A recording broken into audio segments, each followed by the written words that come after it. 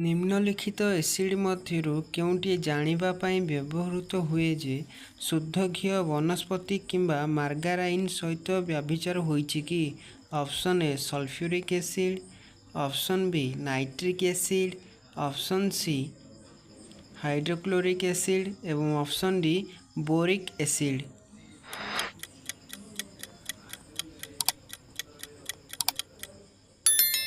ସଠିକ୍ ଉତ୍ତରଟି ହେଉଛି ଅପସନ୍ ସି ହାଇଡ୍ରୋକ୍ଲୋରିକ୍ ଏସିଡ୍। ନିମ୍ନଲିଖିତ ଏସିଡ୍ ମଧ୍ୟରୁ ହାଇଡ୍ରୋକ୍ଲୋରିକ୍ ଏସିଡ୍ ଜାଣିବା ପାଇଁ ବ୍ୟବହୃତ ହୁଏ ଯେ ଶୁଦ୍ଧ ଘିଅ ବନସ୍ପତି କିମ୍ବା ମାର୍ଗାରାଇନ୍ ସହିତ ବ୍ୟଭିଚାର ହୋଇଛି କି ନାହିଁ। ନିମ୍ନଲିଖିତ ଯୌଗିକ ମଧ୍ୟରୁ କେଉଁଟି ସାଧାରଣ ଫଟୋକ୍ରୋମିକ୍ ଲେନ୍ସରେ ବ୍ୟବହୃତ ହୁଏ? Option A potassium dichromate, option B silver chloride, option C potassium ferrate ଏବଂ ଅପସନ୍ ଡି ଫେରିକ୍ କ୍ଲୋରାଇଡ୍।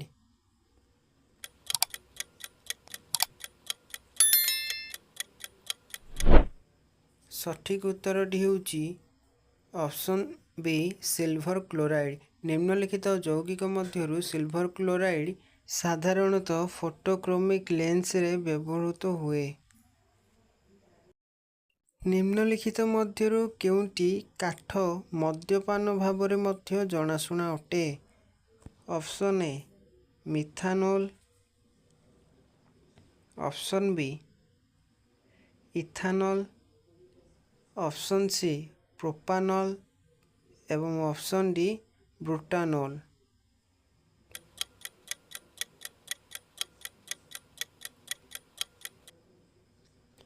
ସଠିକ୍ ଉତ୍ତରଟି ହେଉଛି ଅପସନ୍ ଏ ମିଥାନୋଲ୍। ନିମ୍ନଲିଖିତ ମଧ୍ୟରୁ ମିଥାନୋଲ୍ କାଠ ମଦ୍ୟପାନ ଭାବରେ ମଧ୍ୟ ଜଣାଶୁଣା ଅଟେ। ନିମ୍ନଲିଖିତ ଶବ୍ଦଗୁଡ଼ିକ ମଧ୍ୟରୁ କେଉଁଟି ସହିତ ଡାଲ୍ଟନ୍ଙ୍କ ନାମ ଜଡ଼ିତ ଅଟେ? Option A electron, option B proton, option C ପରମାଣୁ ବା ଅଟମ୍ ଏବଂ option D neutron.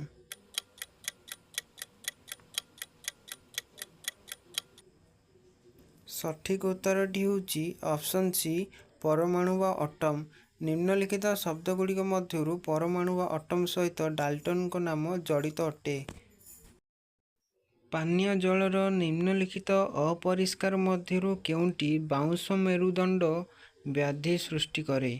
Option A nitrate, option B fluoride, option C arsenic ଏବଂ ଅପସନ୍ ଡି ସଲଫାଇଡ୍ସ।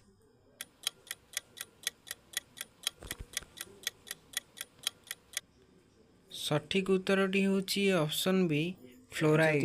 ପାନୀୟ ଜଳର ନିମ୍ନଲିଖିତ ଅପରିଷ୍କାର ମଧ୍ୟରୁ ଫ୍ଲୋରାଇଡ୍ ବାଉଁଶ ମେରୁଦଣ୍ଡ ବ୍ୟାଧି ସୃଷ୍ଟି କରେ। ଏବଂ ସବସ୍କ୍ରାଇବ୍ କରିବାକୁ ଜମାରୁ ବି ଭୁଲନ୍ତୁନି।